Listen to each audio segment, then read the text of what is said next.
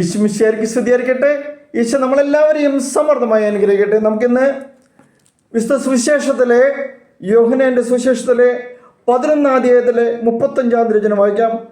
വചനത്തിൽ ഇങ്ങനെ എഴുതപ്പെട്ടിരിക്കുന്നു: യേശു കണ്ണീർ പൊഴിച്ചു.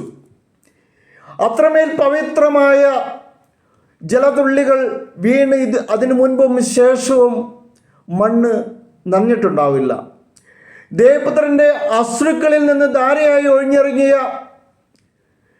മെഴുതുള്ളികൾ കൽത്തളത്തിലും കാൽവരിയിലും ഒരിക്കലും സംഭവിച്ചിട്ടില്ല. ഇവിടെ വിങ്ങിപ്പൊട്ടി കരയുകയാണ്. എന്തിനാണ് യേശു കണ്ണീരൊഴുക്കിയത്? തൻ്റെ സ്വകാര്യ ദുഃഖങ്ങൾ നിമിത്തമല്ല, അപരൻ്റെ നൊമ്പരങ്ങൾ പ്രതിയാണല്ലോ അവൻ അന്ന് കണ്ണീരൊഴുക്കിയത്. മാർത്ത ചോദിക്കുന്നുണ്ട്, നീ ഇവിടെ ഉണ്ടായിരുന്നെങ്കിൽ ഇതിവിടെ സംഭവിക്കില്ലായിരുന്നു. അവൻ കണ്ണീർ പൊഴിച്ചു എന്നത് ബൈബിളിലെ ഏറ്റവും ചെറിയൊരു വാക്യമാണ് പ്രിയമുള്ളവരെ. എന്നാൽ തിരുവചനത്തിലെ ഏറ്റവും നനവുള്ള വാക്യവും ഇത് തന്നെയാണ്. ദൈവം മനുഷ്യരോടൊത്ത് കരയുന്നതിനേക്കാളും സാന്ദ്രമായ ഒരു രംഗവും അന്നോളം പിന്നീടും പ്രപഞ്ചം കണ്ടിട്ടുണ്ടാവില്ല. 2 പെൺകുട്ടികളുടെ പരിഭവ കണ്ണീരിന് മറുപടിയായി ക്രിസ്തു നൽകുന്നത്, ഇപ്പോൾ കരയുന്നവരെ നിങ്ങൾ ഭാഗ്യവാന്മാർ എന്നൊക്കെയുള്ള ഗിരിപ്രഭാഷണമല്ല, മറിച്ച് 2 തുള്ളി മിഴിനീരാണ് എന്ന് കാണുമ്പോഴാണ് അവനെ നമ്മൾ കൂടുതൽ സ്നേഹിച്ചു പോകുന്നത്.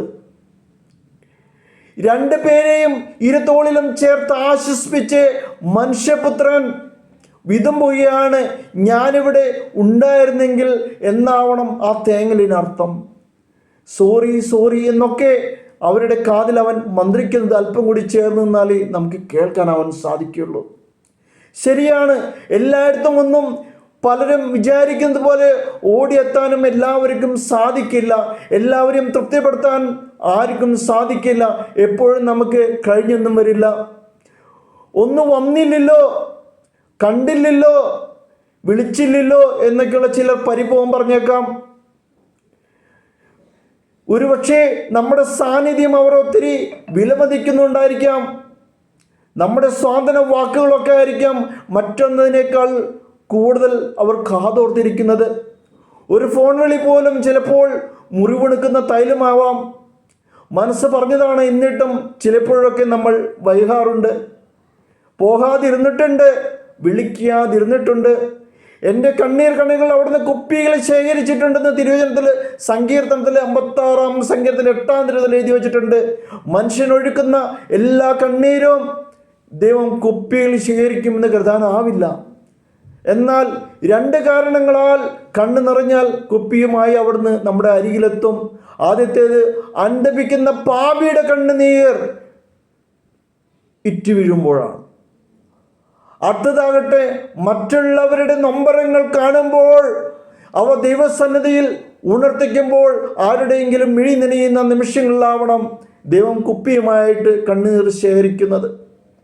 ഒരുപക്ഷെ നമ്മൾ കണ്ടില്ലെങ്കിലും കേട്ടില്ലെന്ന് നടിച്ച പലയിടങ്ങളിലും അനേകർ ഇപ്പോഴും വിലപിക്കുന്നുണ്ടാവാം, നീ ഇവിടെ ഒന്ന് ഉണ്ടായിരുന്നെങ്കിൽ എന്ന്. വിശക്കുന്നവർ, ദാഹിക്കുന്നവർ, രോഗശൈലിയിലുള്ളവര്, നഗ്നര്, പരദേശികള്, കാരാഗ്രഹവാസികള് ഒക്കെ പരിഭവം പറയുന്നുണ്ടാവാം, നീയൊന്നും വന്നിരുന്നെങ്കിൽ എന്ന്. വലിയ പദ്ധതിയേക്കാൾ, വലിയ വാക്കുകളേക്കാൾ കൊച്ചു മനുഷ്യരുടെ സ്വകാര്യ ദുഃഖങ്ങളിൽ ചേർത്ത് പിടിച്ച് ആശ്വസിപ്പിക്കുകയാണെങ്കിൽ, ചേർന്ന് തിരിച്ചറിയാൻ സാധിക്കുമെങ്കിൽ, നിങ്ങളുടെ നൊമ്പരങ്ങൾ ഒപ്പിയെടുക്കാനായിട്ട് മിഴിനിഞ്ഞ ആർദ്രതയോടെ ചേർത്ത് പിടിച്ചാൽ തീരാവുന്നതേയുള്ളൂ ആരുടെയെല്ലാം തീവ്ര ദുഃഖങ്ങളും. ഒരുപക്ഷെ കൊടിയ നോമ്പിനേക്കാളും ഉപവാസത്തെക്കാളും തമ്പുരാൻ അതിനൊരുപക്ഷെ വിലമതിച്ചേക്കാം.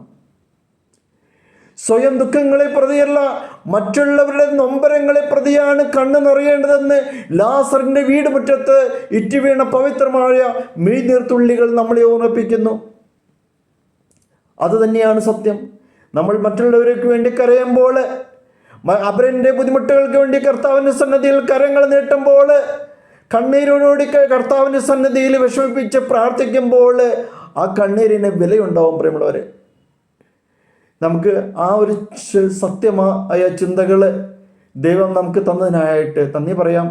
നമ്മുടെ മിഴികൾ അവന് വേണ്ടി നനയുന്നുണ്ടെങ്കിൽ ആ കണ്ണുനീരിന് തീർച്ചയായിട്ടും വിലയുണ്ടാകും എന്നുള്ള സത്യമായ ആ വചനം ദൈവം പോലും ലാസറിൻ്റെ വേദനയിൽ കണ്ണുനീർ ഭൂമിയിലേക്ക് അടർന്നു വീണതായിട്ട് സുവിശേഷകൻ വരച്ചു കാണിക്കുന്നു.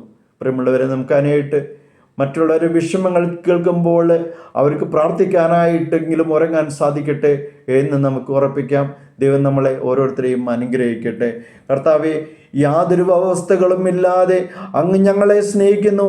ഞങ്ങളെ സകല പാപങ്ങളും വിഷമങ്ങളും ബുദ്ധിമുട്ടുകളും അങ്ങയുടെ സന്നിധിയിലേക്ക് ഞങ്ങളിതാ സമർപ്പിക്കുന്നു. ഞങ്ങളോട് കരുണ കാണിക്കണമേ. അങ്ങ് ഞങ്ങൾ പൂർണ്ണമായിട്ട് സന്നിധിയിലേക്ക് സമർപ്പിക്കുകയാണ്. കർത്താവേ, ഞങ്ങളോട് കരുണ കാണിക്കണമേ. ഞങ്ങളെ ഓരോരുത്തരെയും അനുഗ്രഹിക്കണമേ. ഹല്ലേലൂയ.